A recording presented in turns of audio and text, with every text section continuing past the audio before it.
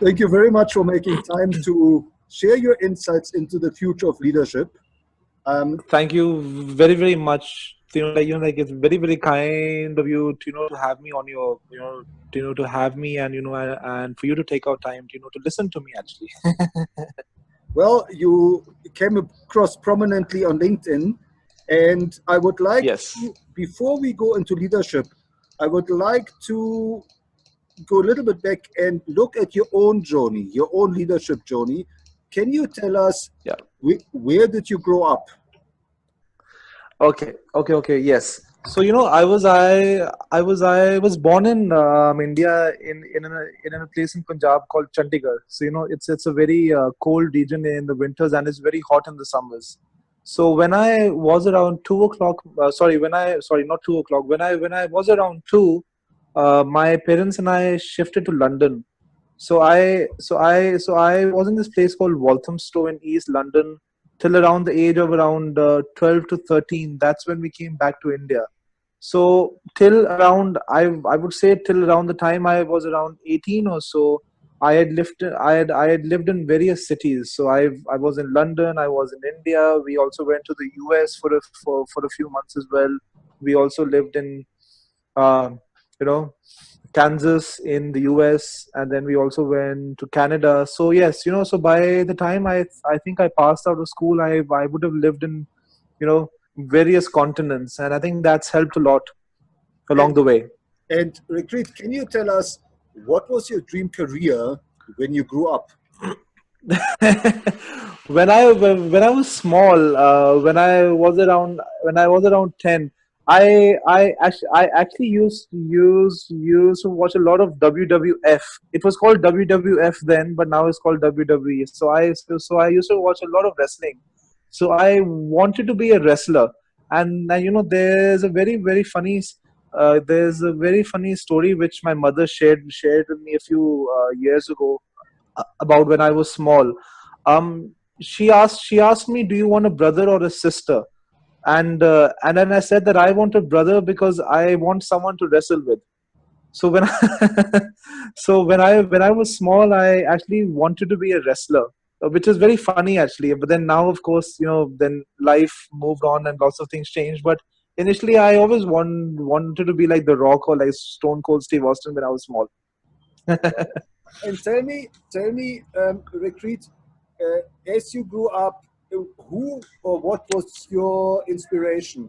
What inspired you to grow your career? Well, I would say that my first job which I got, the first job which I ever got was that I was a life insurance agent. I used to go door to door to sell life insurance in India. I was very, very small then. I was around, I would say around 16 or 17. Um, I met a lot of people along the way. Eventually, around that time in my life, I also met my wife. Um, so and like when you're young, I mean, she was my girlfriend then, but then eventually she's my wife now, and we got married a few years later. But I would say that she has a major role to play in my life. She actually inspired me to do something with my life, because prior to when I met her, I was just a I was just a boy who would who would just read books and who would just watch TV and have fun by himself. But she actually brought me out of a shell. I was very shy initially, so she actually inspired me to come out in the real world. So I would say that she's been my inspiration personally. But if you look at a role model in terms of my work, I would say that there are many. See, around that time when I was growing up as well, Steve Jobs was a very, very big figure until his death. Of course, he still was, and even after his death as well. But even initially, I think I learned a lot of things about entrepreneurship by listening to him, by reading stuff about him.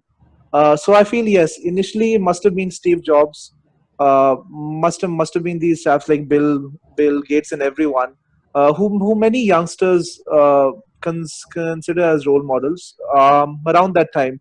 Eventually, once you grow up and once you're actually in a career, I would say that your role models, your inspiration also change. So now, yes, my role models would be different. But around that time when I was young, I think these were my major inspirations. And tell us, Reekrit, today you're an author, you are the co-chair of the Indian Federation of Industry, you are leading in creativity and learning. Can you tell us a little bit more about where you are in your career today and also about your book? Well, I wrote. You'd be surprised to know that I'm one of the country's youngest authors. You know, Yeah. um, Published authors. So I actually wrote my first book when I was around 18, and that book was called As I Turned 20. So I was very young when I wrote my first book then. So yes, so writing was always a passion. It was a hobby, which initially translated into my first business venture, which is still called Rumour Books India. We've been lucky enough to to sign a deal and to publish the official radio the radio broadcast of the Prime Minister of India, Mr. Modi's book called Mann Ki Baat. So that particularly just portrays where I've gone from my career, as in I've taken my passion into something which has really changed a lot of lives. I would say by launching books, publishing books which help others grow. So yes, so my book was the beginning of the journey. That's how our uh, company was founded initially. And then a lot of things happened. I think I learned most of my entrepreneurship lessons from that company, which my wife and I founded around 6 7 years ago. And tell us, Reekrit, was there a major turning point in your career where things could have gone differently, but you decided to take it in a certain direction? Yes, absolutely. So like around a few years ago, I was virtually bankrupt. The business had suffered a lot of losses. Uh, so then I feel that at that point of time, I could have just given up and said, okay, I will not enter business again. I will stop working. I'll just do whatever I have to. But then I feel that's where I learned a lot of lessons of life, that you can never give up. You've always got to be strong. You've got to march on. So I think that's a turning point in my career where I could have been on a different path, but I chose to stay on the same path that I am now, and then I chose to stay true to my values and my ethics, and I chose to not waver. So I feel that really changed me as a person, and now I'm happy to say that the businesses which I'm a part of are all profitable. So taking something from bankruptcy and bringing it to profitability and making sure that it's a success. I feel that's where my career has led me till now. And tell us, Reekrit, what is driving you today? Well, now actually I'm really closely involved with the education vertical. So we have various businesses that we run right now. I would say that one social entrepreneurship venture which is very close to my heart is the chain of schools which we run in India, in Chandigarh and Upper North India. So what's driving me right now is passing on whatever I've learned to the next wave of entrepreneurs, to the next wave of youngsters who would particularly learn from the lessons and do much better and much bigger than what I have done in life. So I feel the driving factor is seeing that smile on their faces when they've achieved something good in their lives. I think that's what's really particularly making me really driving me. And yes, my wife and I were blessed with a small baby girl recently. I think that's a major driving point in my life right now. Well, congratulations. This is beautiful. And Thank you very much. I'm very happy for you. Now, let us talk about Thank you. leadership. Yes. What does the future of leadership mean to you? See, look, I particularly feel, uh, Doctor Nick, that we live in a very disruptive times. So the future of leadership, as per me, would be um, to understand what drives a team, to understand what drives an organization beyond tech. So what I particularly feel is that if we can keep a balance between disruption and also the human element of the organization and its culture. I feel organizations that can keep this in mind will do much better in the future. It isn't just about accepting tech for the sake of tech. It's about actually implementing it to change lives. So or organizations, leaders that can actually change lives and make a difference, not just for profit, but then for various other ventures too. If you can add value to everyone that you work with, every stakeholder, whether it's a customer, whether it's a board member, whether it's an employee, whether it's even a driver, or whether it's a cleaner, or whether it's a teacher in your organization, or whether it's a customer's parent even. I mean, if you can add value to someone in the real term of adding value by enriching their lives, I think that's what will really drive leadership theory in the future. And tell us, Reekrit, what have you learned from your own journey that you consider most important for building future leaders? um I I personally feel that unless you've tasted failure, you can never succeed. I've failed multiple times, and I still do. As I mentioned, I was on the verge of bankruptcy. I had to sell off a lot of assets to even sustain my normal life. So unless, I mean, now I wouldn't wish that to happen to young leaders. But what I'll particularly say in the sense is that unless you try, and unless you failed at something which you're passionate about, and unless you felt that emotional turmoil, uh, you will not be driven. And to be driven, you need to understand the value of everything that you do. Everything counts. Every small action counts. So yes, I would say that young entrepreneurs, young uh, leaders should experiment, try various things, and then find the thing that's the best for you. And the thing that you'll be the best at would be the thing that would initially give you a lot of it would make you very happy, but you'll also have to struggle for that. So once you've struggled, I think that's how you can actually become a true uh, you know someone who can lead other people too. Now, Reekrit, you mentioned technology. So, Yeah. what would you say are the key technologies that will be driving the leadership of the future?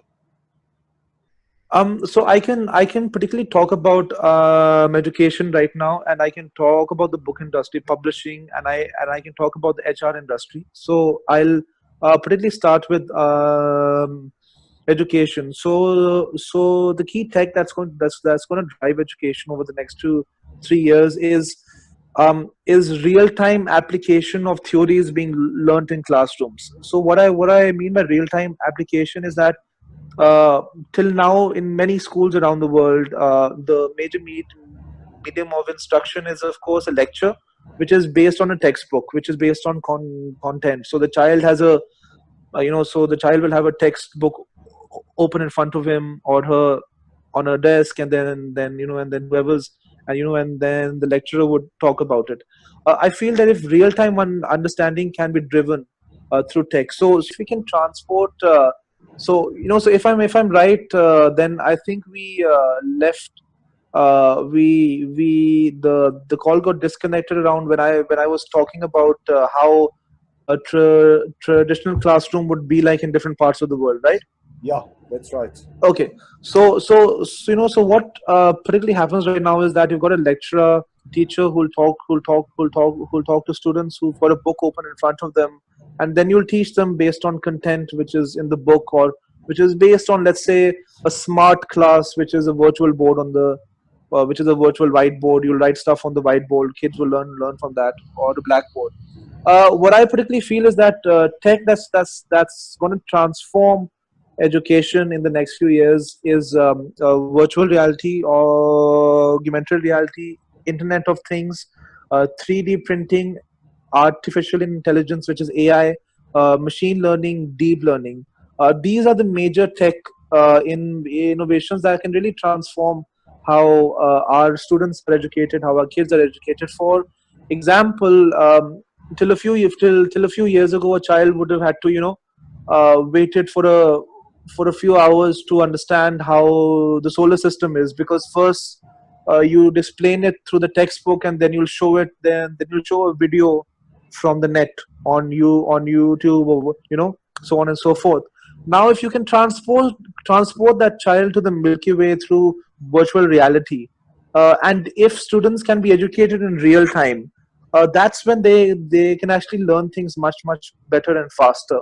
So um, yes, um, innovations in education which can help students understand topics, content in real time, and which can also be applied in real time, will really revolutionize education in the coming years, I feel. Now, Reekrit, you are helping many entrepreneurs to build their career, to find the path to success. When it comes to social media, which are there any particular social media platforms that you recommend future leaders should use and should master?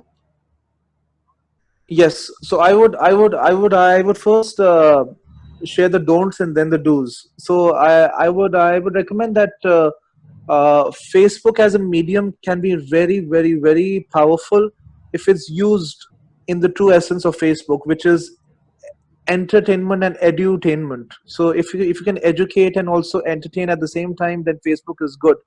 But if you want to stay away from that, then I feel the best platform right now is uh, LinkedIn. That's the best platform. That's the platform that's helped me to connect to a lot of like-minded um, entrepreneurs, leaders like yourself as well, Dr. Nick. So LinkedIn is very useful. I'll also say that if you want to look at professional growth, I would also recommend Medium. I'll also recommend Quora.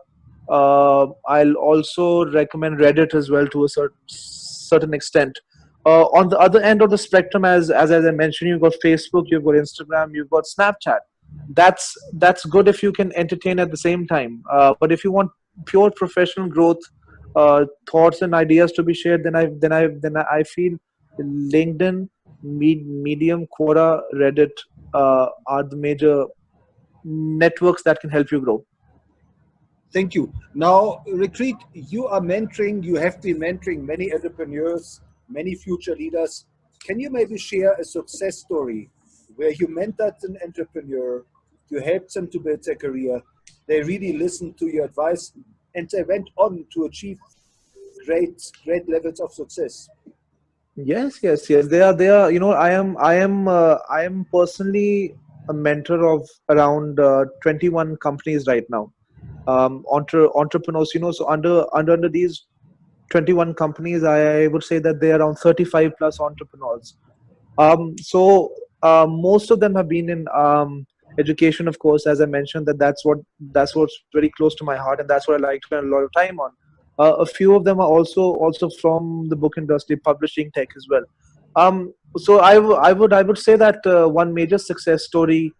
Actually, I it's very difficult for me to differentiate, because for me they are all success stories. They've all risen against adversity. They've all risen up to challenges, and they've all done very well. So I would be really happy to say that all the companies that I'm working with, all the companies that I mentor on a daily basis, are all profitable. So I feel that that's the major success story that I can really share. Apart from that, a few names that I'll share are three: Dexter, Redefy, Yo Scholar, uh, Until Network, or Decibel, App Smarts. They see, as I said, they are plenty of wonderful Success. entrepreneurs. Yes. So Thank you. so And so it's very hard for me to choose one. yeah, and Reekrit, can you tell us who are the role models of leadership that you recommend Uh, future yeah, leaders yeah. should study and learn from? See, I would say that first of all, someone should understand what are they on this planet for. If they are here to build wealth, then they need to really work towards that. If they are here to help others, then they really need to work towards that. If they are here to if they are here to just earn money for themselves, and then of course they need to work towards that. But I would say that some role models of sustainable growth over a period of Yeah.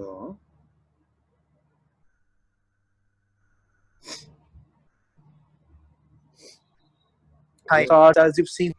Yes, Yeah. so after a few years, hello, I'm audible. Yes, I'm here. I'm here. Yes. Yes. So as I'm saying, lots and lots of startups raise funding, and then after a point of time, they go bust, and then they lose a lot of money. The investors lose money. So I feel that for sustainable growth, you've got to go back to the classic entrepreneurs. So you've got your Rockefellers, you've got your Vanderbilts, you've got your top you've got your top founders of empires that are still existent as of now. So in that sense, I would say that you've got your Steve Jobs, you've got your Bill Gates, who have been able to sustain a big brand over many years. You've got your Jeff Bezos, you've got your Mark Zuckerbergs, of course, who are the younger lots. Recently, there are lots of Bitcoin billionaires. I'm not too sure whether that's a good role model to follow right now, because we don't know where Bitcoin is going to lead us. But over the last 10 to 100 years, whoever's achieved a lot of success, and whichever company or brand is still fighting it out, and whichever company or brand is still present and doing well and still profitable, I feel those are all role models to follow. Thank you. And then, last but not least, Reekrit, how can people connect with you, and where should they follow your thought leadership?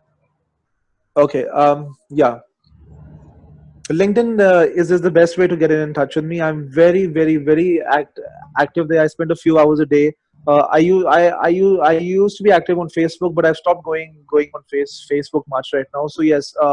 So if you want to get in touch with me, uh, uh, LinkedIn is the best way. Just send me a message, comment on the posts that I share. Just try and get in touch with me, and I'm very receptive. I'm very quick over there. Yes, and in fact, that's where I found you, and your leadership. I know. Your leadership on LinkedIn stands out, so well done on that. Now, last but not least, is there one thing that you would like our listeners, future leaders, entrepreneurs, to really take to heart and implement in their own leadership? Yes. So I would say that